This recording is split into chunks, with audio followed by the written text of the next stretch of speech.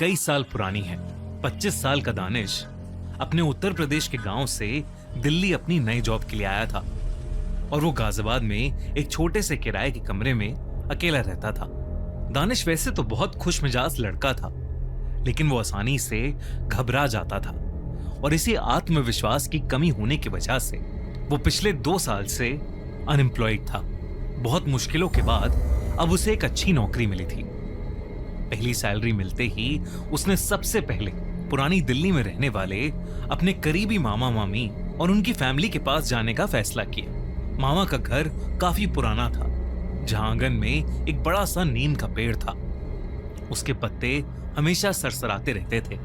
दानिश जब उनके घर पहुंचा और डोरबेल बजाई तो मामा ने दरवाजा खोला और उसे गले से लगा लिया। सभी बहुत खुश थे। बातों बातों में दोपहर हो गई। गर्मी बहुत ज्यादा थी, तो दानिश ने सोचा कि पहली सैलरी मिली है तो क्यों ना सबके लिए वैसा ही सुकून देने वाला रूअफ़ज़ा शरबत लेकर आया जाए जैसे मामा उसे बचपन में पिलाते थे। मामा ने मना किया कि धूप तेज है, पर दानिश नहीं माना और वॉलेट जेब में डालकर निकल पड़ा। दानिश सीधा पुरानी दिल्ली की तंग गलियों वाले बाजार की तरफ गया। वो गलियों के शोर, लोगों की भीड़ और ट्रैफिक के बीच दुकानों को देख रहा था। तभी उसे गली के आखिर में बहुत ही पुरानी पर सुंदर दुकान दिखी। उस दुकान के अंदर कांच के बड़े बड़े जादुई लगने वाले मर्तबान जार्स रखे थे, जिसमें गहरे लाल रंग का एक बेहद खूबसूरत शरबत था। सूरज की किरणें जब उन कांच के मर्तबानों पर पड़ रही थीं, तो वो लाल शरबत धूप में किसी कीमती रूबी की तरह चमक रहा था। दुकान से ताजे गुलाबों और सदाबहार फूलों की इतनी प्यारी खुशबू आ रही थी कि दानिश का वहां से जाने का मन ही नहीं कर रहा था। दुकान के काउंटर पर एक अजीब सा आदमी बैठा था। उसके बाल और लंबी दाढ़ी बर्फ जैसे सफेद थे और चेहरे पर एक अजीब सी मुस्कान थी, एक डरा देने वाली मुस्कान। वो आदमी अपने आप ही बोल पड़ा, दानिश मियां शरबत पिएंगे? दानिश ने उसे अपना नाम नहीं बताया था। उस आदमी ने हंसते हुए कहा कि इस बाजार में आने वाले हर प्यासे का नाम उसे पहले से पता होता है। उसने कांच के एक साफ ग्लास में वो खूबसूरत गहरे लाल रंग का शरबत निकाला और दानिश के सामने रख दिया। उसने बताया कि ये उसका स्पेशल शरबते रूह है। गुलाबों और फूलों की महक से दानिश का दिमाग तरोताजा हो गया।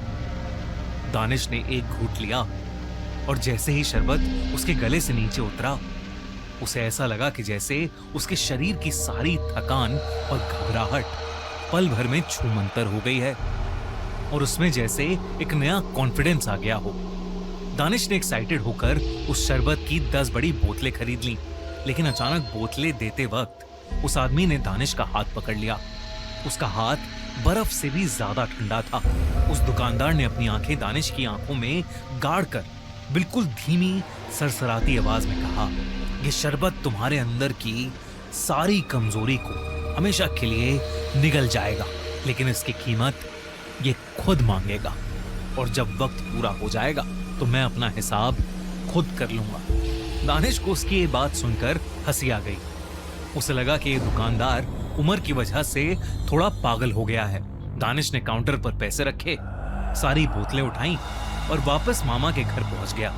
घर आकर दानिश ने सबको वो लाल शरबत पिलाया।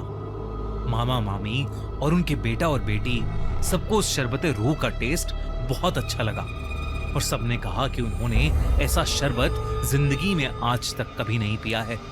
दानिश ने मामा की फैमिली के साथ डिनर किया और फिर अपने घर वापस लौट गया। उस दिन के बाद से दानिश ने रोज सुबह शाम वो शरबत पीना शुरू कर दिया। वो अब पहले से कई गुना ज्यादा एक्टिव और ताकतवर महसूस करने लगा था। ऑफिस में भी सब उसकी तारीफ करने लगे थे, लेकिन कुछ ही दिनों बाद एक अजीब और खौफनाक खबर आई।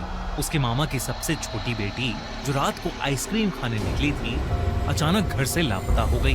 ये सुनते ही दानिश तुरंत मामा के घर शिफ्ट हो गया ताकि वो इस मुश्किल वक्त में उनके साथ रह सके और उनका ध्यान रख सके। पर मामा के घर में कुछ अजीब था। एक रात करीब 3 बजे दानिश की नींद एक अजीब सी आवाज से खुली। उसके मामा के कमरे से डरावनी आवाजें आ रही थीं, मानो कोई 2 आवाजों में गुर्रा रहा हो। उसने छिपकर देखा तो मामा धीरे धीरे अपने हाथ का मांस निकालकर खा रहे थे। उनका चेहरा पीला पड़ चुका था, आंखें सफेद होकर ऊपर घूम चुकी थीं और वो अजीब तरीके से कांप रहे थे। उनके मुंह से एक घिनौनी, डर पैदा करने वाली हंसी निकल रही थी, जो देखकर लग रहा था कि वो हंसी किसी इंसान की नहीं हो सकती। एकदम से दानिश के मामा अपना खून में लथपथ शरीर लिए आंगन की तरफ दौड़े और घर की ऊंची दीवार पर एकदम से चढ़े और एक भयानक झटके के साथ ऊपर से नीचे छलांग लगा दी। दानिश कुछ समझ पाता इससे पहले वो अंधेरे में अचानक गायब हो गए। जब वो रात में अपनी मामी और उनके बेटे को ये बताने गया तो वो लोग भी घर से गायब थे। दानिश को अचानक उस शरबत वाले दुकानदार की बात ध्यान आई। रात के 3 बज रहे थे, लेकिन दानिश लोकल पुलिस स्टेशन भागा और उसने रोते हुए मिसिंग कंप्लेंट दर्ज कराई और उन्हें पूरी कहानी बताई। दानिश के पागलपन को देखकर इंस्पेक्टर और 2 कांस्टेबल को लेकर पुरानी दिल्ली की उस गली की तरफ पहुंचे जहां से दानिश ने शरबत लिया था। लेकिन जैसे ही वो लोग वहां पहुंचे, दानिश के पैरों तले जमीन खिसक गई। उस गली के कोने में कोई दुकान थी ही नहीं, बल्कि सिर्फ एक पुरानी काली जली हुई दीवार और खंडर था। पुलिस वालों के मुताबिक वहां सालों से कोई दुकान नहीं थी। पुलिस को लगा कि दानिश का दिमाग पूरी तरह खराब हो चुका है, इसलिए उन्होंने उसे जोर से डांटा और वहां से चले गए। पर दानिश पूरी रात उस खंडर वाली जगह पर अपने मामा और मामी को पुकारता रहा। वो वहां जमीन पर अपना सर पटक कर रो रहा था और अपने परिवार वालों की जान की भीख मांग रहा था। तभी आसपास की हवा बिल्कुल बर्फ जैसी ठंडी हो गई और खंडर के बीच में से काले धुएं के साथ वही सफेद बाल वाला आदमी निकल कर आया, जिसके बदन से सड़े हुए मांस की बू आ रही थी। इस बार उसका चेहरा जला हुआ था और बेहद भयानक लग रहा था, बिल्कुल वैसे ही जैसे किसी मुर्दे हुए इंसान का होता है। दानिश उसे देखकर कांपने लगा। उस आदमी ने बिना छुए हाथ के एक झटके से दानिश को पीछे दीवार पर पटक दिया। तभी दानिश को वहां एक गहरा अंधेरा कारखाना नजर आया और उस कारखाने में दानिश ने जो देखा उससे उसकी सांसें ही रुक गईं। उस अंधेरे में उसके मामा और मामी और उनके बच्चे मरे हुए पड़े थे। उनकी आंखें निकाल ली गई थीं और उनकी रगों से खून धीरे धीरे निकलकर एक बड़े से जार में जमा हो रहा था।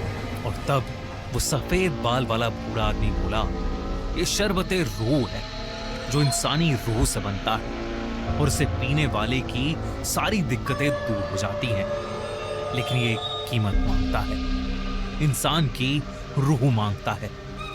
ये सुनते ही अचानक दानिश की आंखों के सामने सब धुंधला होने लगा और उसे चक्कर आने लगे। दानिश की जब आंख खुली तो वो एक बोतल में बंद था और उसके सामने वही सफेद बाल और दाढ़ी वाला आदमी था जो अब उसे बहुत बड़ा लग रहा था। उसके आसपास उसके मामा और मामी और उनके बच्चे सब बोतलों में बंद थे।